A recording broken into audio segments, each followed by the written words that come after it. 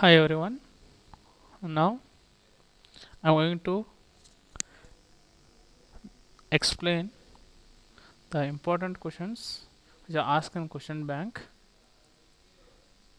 of embedded system unit wise. Now I solved all the questions from the question bank unit wise. Now we'll start with first unit. And this is second subject of 6th semester. Subject code is 15EC62T. The first unit, introduction to the embedded system. In external exam you are going to get 15 marks on this unit. Now we'll go for first question of this unit. Define embedded system. Distinguish the embedded system from general purpose system. So ask for 5 marks. First you have to define the embedded system. An embedded system is an electromechanical system designed to perform a specific function and is a combination of both hardware and firmware. Firmware in the sense software. Embedded system means it is electronic system or electromechanical system. That means combination of both, designed to perform the particular function, or you can say specific function, which contains both hardware as well as softwares.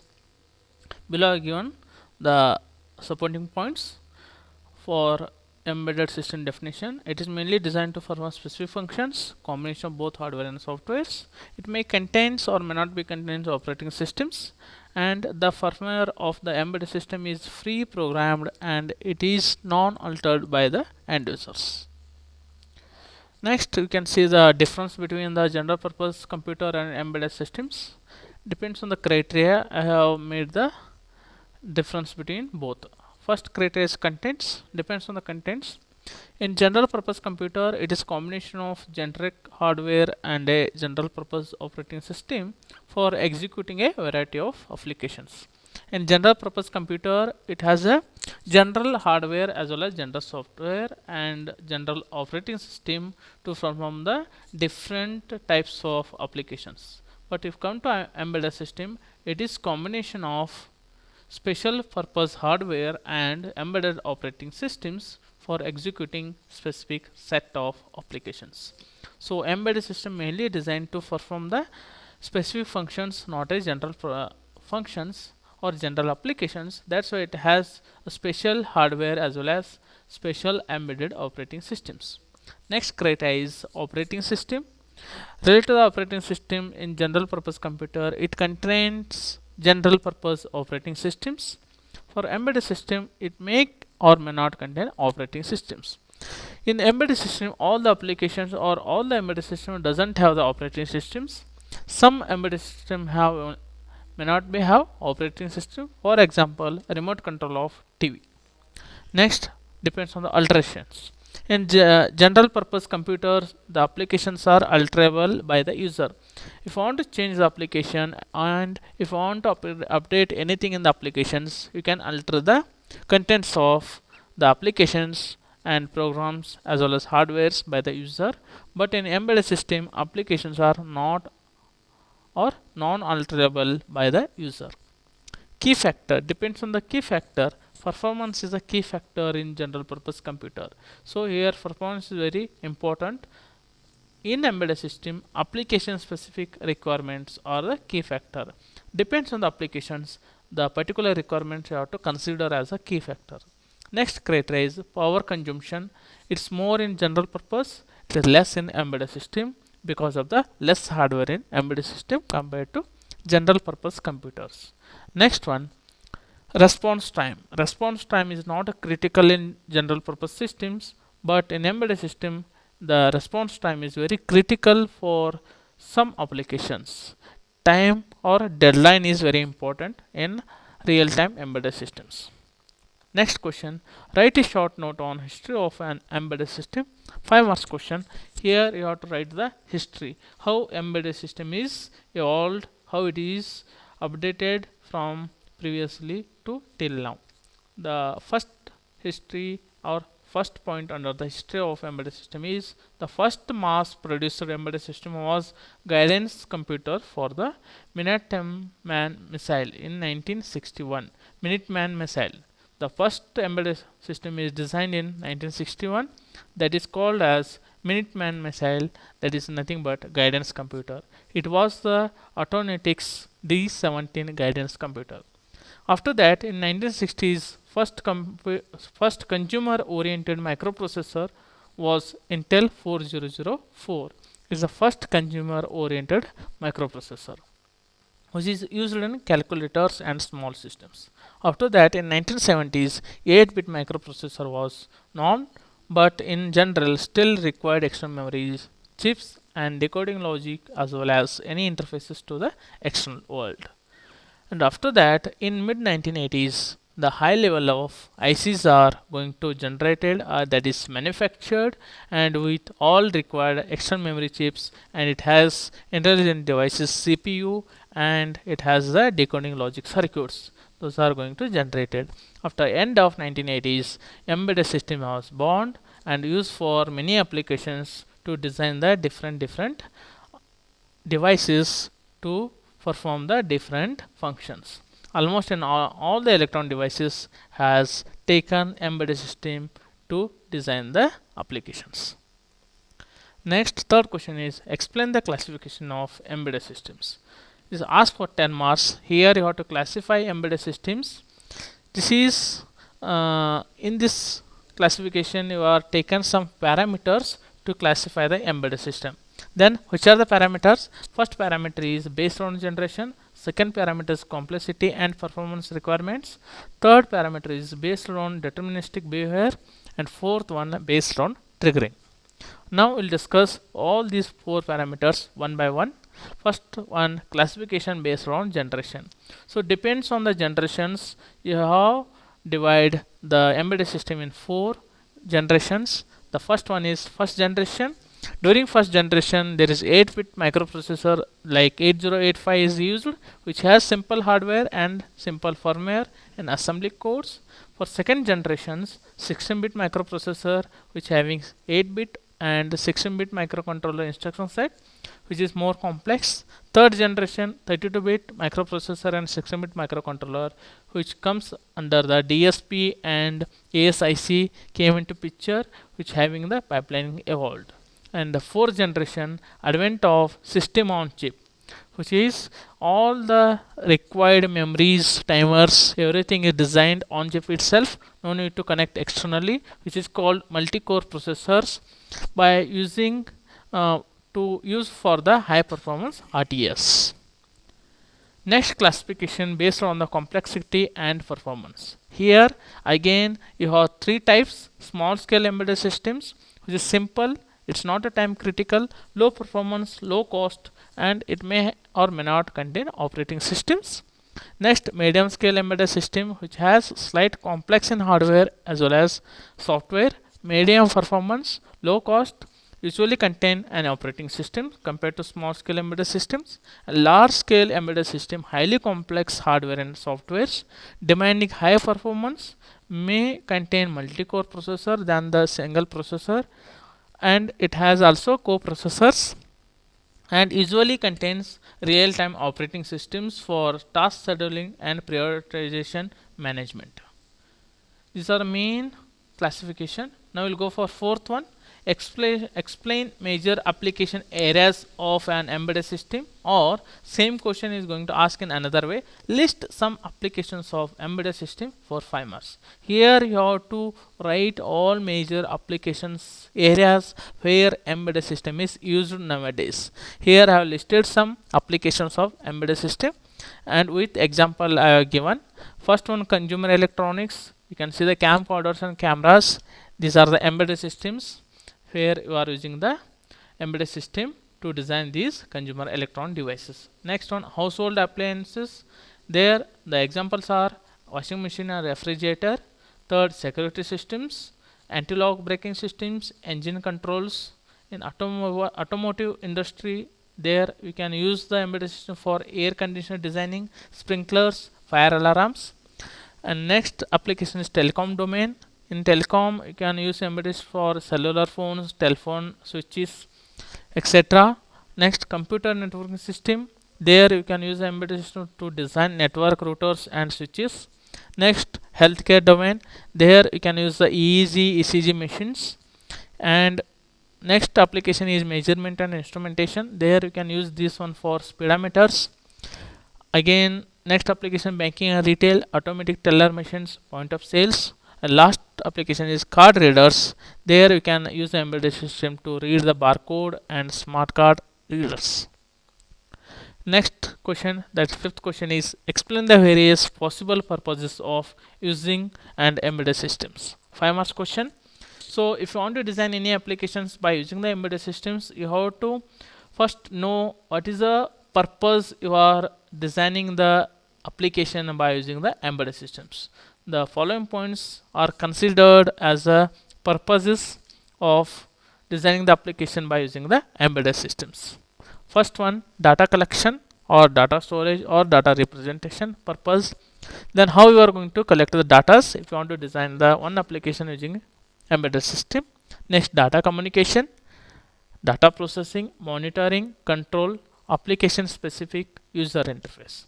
These are the main application purposes. If you want to design any application, you have to consider all these inputs, and according to that one you have to get the datas and you can design the embedded system application. Now we'll discuss one by one. In data collection or storage or representation, embedded system designed for the purpose of data collection, perform the acquisition of data from the external world. First you have to collect the data from the external world for data storage. Okay. Next, data collection usually done for the storage, analysis and manipulation and transmission purposes. Next, data can be analog or digital. Okay, you can get the data in two types, analog or digital. Embedded system with analog data capturing the techniques collected data directly in the form of analog signals, whereas embedded system with digital data collection mechanism converts analog signals to the digital signals using analog to digital converters.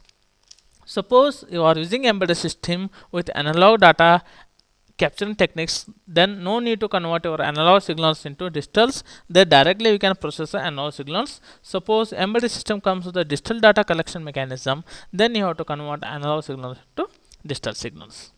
Next, data communication. How data communication happens in embedded systems. If you know this one, then only you can design a particular data communication. If you are designing in digital data, so then you have to create a different requirement for the hardwares. That's why it is necessary. Now we'll see, embedded data communication systems are deployed in applications from complex satellite communication to simple home networking systems. Okay, so nowadays you have the different embedded data communications which are used in complex satellite communication also, and they are used in simple home networking system also. Here transmission of data is achieved either by using wireline media or wireless media. Then how communication is happens in embedded data communication, either in wired or wireless, depends on the application. You can achieve by any one method. Data either can be transmitted by analog means or digital means. You can transmit data in analog manner or digital manner. Here, which are the wireless modules you can get it? Bluetooth, Wi-Fi. Wireline modules, it's a USB, TCP/IP. Next, network hubs, routers, switches are examples for dedicated data transmission embedded systems. Next, we go for data processing. Embedded system with signal processing functionalities are employed in applications demanding signal processing like speech coding, audio video codec, transmission applications, etc. A digital hearing aid is a typical example of an embedded system employing the data processing. So data processing in the sense, after getting the data for embedded systems, there you have to process the signals as per the requirement. Either you have to sometimes you have to process the data for encoding the data or decoding the data, and sometimes for transmission purpose you have to convert data from one form to another form. Like that, you have to process the data after getting it from the outside world. That's why you should know which data processing techniques you are using. Depends on the application demanding, you are going to use a different signal processing techniques. Next, monitor. Once you are design the embedded systems, you have to monitor. Then how you are going to monitor? What actually mean by monitor? All embedded products coming under the medical domains are with monitor functions. If you take the example of EEG or ECG, these are not a control. You just monitor the functions of the human beings in medical field. You can't change it. For example, electrocardiogram machine. Okay, ECG if you take, it's intended to do the monitoring of the heartbeat of patient. Here you can't impose control over the heartbeat. For to monitor, or if you want to see the heartbeat conditions of the human beings, just you can monitor that one by using the ECG. You can't change the heartbeat of human beings. Like this you can monitor the embedded applications. Other example with monitor function is digital CRO or digital multimeter or logic analyzer. These are the just monitor. You can't change anything, that is called as monitoring purpose. Next, control. In control, you can control the functionalities which contains both sensors and actuators. Here by using the sensors and the actuators, you are going to control the functions or applications in embedded systems. Sensors are connected to the input port for capturing the changes in the environmental variables, and the actuators are connected to the output port or control according to the changes in the input variable. As I told now, if you want to control, you should have the input ports and output ports. As the input ports, you are going to control the sensors.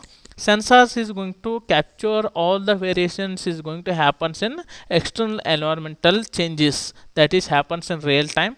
According to that one, your main computer CPU is going to process whatever the processing happens. According to that one, the actuators, which is output ports, which perform the functions according to the changes given by the CPU of embedded systems.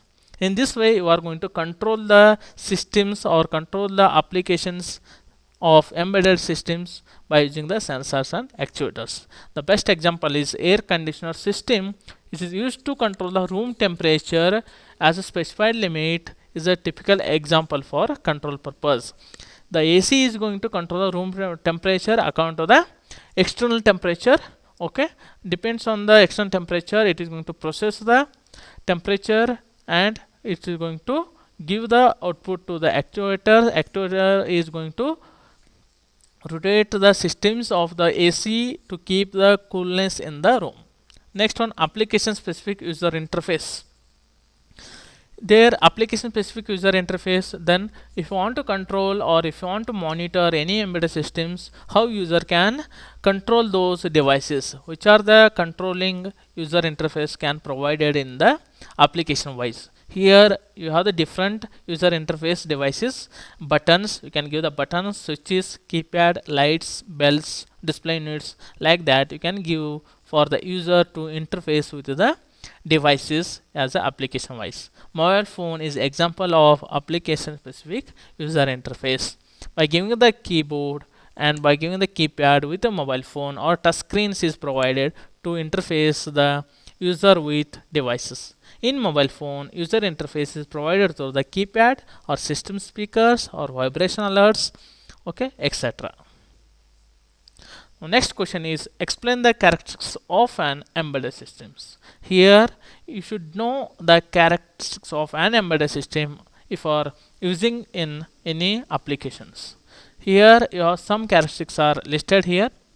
The first characteristics is application and domain specific. Embedded systems are mainly developed to perform the application specific or domain specific or specific functions only. They cannot use it for any other functions once you are created for one application.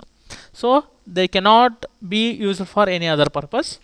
You cannot replace any embedded control unit developed for the particular domain. Say telecom, which is another control unit designed to say another domain like consumer electronics.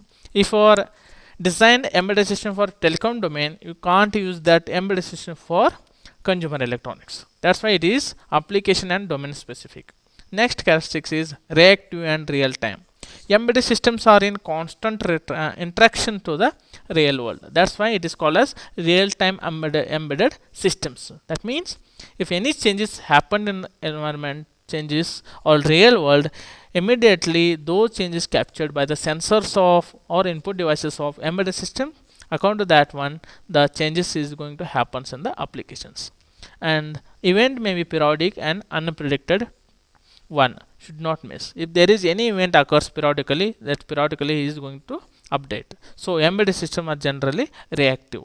According to changes of the external, the system has to be react according to that one.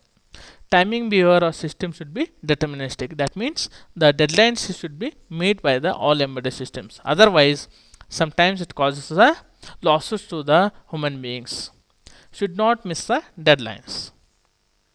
Next characteristic is operates in harsh environment, because embedded system are using in various applications and various domains. That's why at different domains and different regions you can find the different environments with a different temperature, different air, like that. So for that it should be operate in all types of environments. That's why it is also should be operate in bad environment also. That is called as harsh environments. The environment in which embedded system deployed may be dusty one or high temperature zones. Sometimes it is high cold zones also. System placed in such areas should be capable to withstand all operating conditions, and it should be distributed. Embedded systems may be part of larger sometimes in larger applications some part is going to design by using the larger systems by using the embedded system. It can be distributed also. Automatic vending machines contains card readers, vending units. If you take automatic vending machines, there are some of the parts are designed by using the embedded systems. They are implemented and they are independent but work together to achieve a common goal. If you are designed independently also, after working togetherly, it should give the correct outputs. Next one, small size and weight. Size, weight, shape, etc. will be one of the design factors while choosing the product. Most of the application demands small size, small weight products. Power concern is also important factor or important characters for the embedded systems. It designed such a way that to minimize the heat dissipation. So output of the any product should be less heat dissipation, and it may require cooling fans which occupies additional space. And even its critical constraint, battery operated system or more power consumption, less battery life. Okay, if it is more power consumption, it causes the battery life is going to decrease.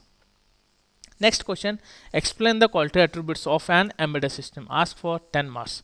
If they ask the question, explain the quality attributes of an embedded system, means you have to explain both operational and non-operational. Sometimes they are going to ask separate questions like explain the operational quality attributes of embedded system. In this case, only you have to explain operational quality attributes, not a non-operational. And sometimes they are going to ask both separately. Explain the operational quality attributes of the embedded system or explain the non-operational quality attributes of the embedded system. Separate 10 marks. Sometimes they are going to ask both in one question. If you ask quality attributes, it contains both operational quality attributes and non-operational quality attributes. Quality attributes in the sense, once you design embedded system, how quality is going to measured for the during the operational of embedded system, during non-operational of the embedded systems. Now explain the operational quality attributes of an embedded system. Ask for 10 marks. Here I have listed some attributes with respect to embedded systems which is in operational mode or online mode or working mode, you can say. First, the quality attributes is response, quickness of the system, which is how much time it is going to give the response, how fast system is going to react with the changes in the input variables. For example, in flight control application, any response delay in the system will create the potential damage to the safety of the flight. If you are not given proper and fast response for the flight control application, it causes the loss of safety of the flight. It causes the damages. Response time for a toy is not a time critical. If you take a normal embedded toy, their response time is not a critical one, because it will not cause any harm to the toy. Next, throughput, that is output, that is used to calculate the efficiency of the system, rate of production or operation of the defined process. Next, rates can be expressed in terms of units of products, batch produced, or any other meaningful measurements. Depends on that you can measure the efficiency, how much output is got for the products, how much product is efficiently worked. Like that you can measure the output, generally measured in terms of benchmark with the reference point. Reliability, how much percentage you can rely upon the proper function of the system. Mean time between failure, MTBF, frequency of the failure in hour, weeks or months, and mean time to repair, MTTR. These two factors very important to calculate the reliability. That means if you take one embedded system, how many times you got failure that system and how much time taken to repair that failure. That both together we can calculate the reliability of the embedded systems. Next, maintainability, which it deals with the supports and maintenance to end user in case of technical issues and failures on the basis of routine checkup. So maintainability in the sense, whenever after delivering the embedded system products at end user, how many times you are going to check for or go for technical issues and how many times it's failed on the basis of routine checkup. As the reliability increases, maintainability is reduced. Reliability means whenever the failure is going to less, if failure is less, so you no need to maintain more time, no need to go for routine checkup. That's why both are, once increases, one decreases. If reliability is less, you have to maintain, is maintenance is go get more. Two types of preventive or corrective maintenance. Either you can prevent the loss or you prevent the failures, or you can correct the failures which occurs in the system. User should replace the cartridge after a number of printouts. Scheduled, periodic, preventive. Three types of maintainability. So for particular printer you have to replace the cartridge because after n number of printouts the cartridge ink is going to complete. That is, you can say periodic failures or periodic maintainability. If paper feeding part of the printer fails, required to immediate repairs, maintenance to unexpected failure. Instead of that, suppose some part of printer is going to fail, you have to change that one if it is failed to print the papers. This is unexpected errors. Next, security. Security, if you consider confidentiality, that is from the unauthorized disclosure. Third person should not be access your confidential matters. That you have to take care. Main concern. Next, integrity from the unauthorized modification. Any unauthorized person should not be modified your datas. That is, you have to take care. Suitable integrity. Next, availability from the unauthorized users should not able to access your datas without your permissions. Next, safety. Safety is different than the security. Safety deals with the possible damages that is happen to the person who is going to operate that systems or the publics due to the breakdown, due to the emissions of the radioactive radiations from the systems. Next, write a short note on non-operational quality attributes of an embedded system. So ask for 10 marks separately. Now you have studied operational quality attributes. During the operation, what are the parameters you have to consider to check the qualities? Now during non-operational methods, how you are going to measure the quality of the embedded systems? First one, testability and debugability. That is the one quality parameters during the non-operational. That means product not on the basis of operational aspects. How easily can test her design or his design, by which means he can test it. Hardware testing, which are the hardwares you are using, peripherals or total hardware functions, and firmware testings. Next, debugging the product as such for figuring out the portable sources that creates unexpected behavior in the systems. Next, hardware level debugging, issues created by hardware problems, and firmware debugging. Firmware debugging relate to the errors that appears as a result of flaws in the firmware. Okay, using these two you can calculate or you can measure the quality of the embedded systems. Next, availability is mainly related to the biology. Here with easy with which the embedded product can be modified to take the advantage of some new firmware and new hardware technologies. Portabilities. Portability means it's a measure of system independence. Depends on the system independence, you can run your system applications in any on systems. that is independent of the any OS, independent of the any hardware parts, that is system is going to run in efficient manner. If product is capable of functioning as such various environment, processor, controllers or OS, it should be run as per its programming part. Product can be ported to new platform. It should be run perfectly without any problems. Should be flexible and portable. Assembly language portable is poor. Okay. Next, time to prototype and time to market. These two another two parameters very important. Time to market in the sense at what time you are release your product after designing the particular applications. It should be happens within the given time. Otherwise, your product becomes out of range, or your product becomes is not get the into the market for the selling. Time elapsed between the conceptualization of a product and time at which the product is ready for selling. It's a critical factor because embedded technology is updated every time and rapidly growing technology. After that, if you release your product, so your product becomes outdated. So you have to take care of time to market. Time to prototype means it's an informal kind of rapid product development in which the important features of product under consideration are developed. If prototype is developed faster, the actual development time can be brought down significantly. So you have to create the some protocols for the particular products you have to done within a short time to release your product within a short time. Per unit cost and revenue is very important. Once your product is easy to ready to release into the markets, you have to set the cost as well as how much production has to be done and what will be the cost you have to fix and what will be the market studies or market characteristics you have to study before fix the cost for every unit, and total cost of product you have to fix. These all things you have to consider here in this quality attributes. Proper market study should be done. The survey has to be carried out before deciding the per unit cost, and during the design development you have to calculate the investment and returns. What will be the no returns, what will be the returns you got. Once the product is ready to sell, you have to introduce to the market. Product introduction stage you have to done.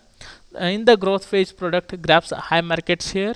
During maturity phase of the growth, sales will be steady and revenue reaches at its peak. Once it reaches peak value, it becomes a stability during a maturity period. Product retirement and decline phase start with the drop in sales of volume. After some time reaching the peak value, the production and as well as the selling of the products is going to decrease. Revenue also decrease. At some point of decline stage of manufacture announce the discontinuing the product. After some time, your product becomes outdated or it reaches the constant sale. So after that, you have to stop the production of your product. Unit cost is very high during the introductory stage. And next question is explain the components of a typical embedded system. If you want to design one embedded system, what are the components should be present in that embedded systems? Using this figure, you should have input ports, output ports, memory, system cores, and other some supporting ICs as the co-processors and communication interfaces, off-board, on-board. This all should be considered. These are least components which is required to design one embedded systems. Input ports nothing but sensors, output ports nothing but actuators. Here I given the all explanation for input ports. If you have taken the elements, the what are the things are memory. You should have the memories to store the datas. You should have the input ports, that is sensors to sense the external world. You should have the output as actuators which is going to produce the output according to the processed by the core of the embedded systems.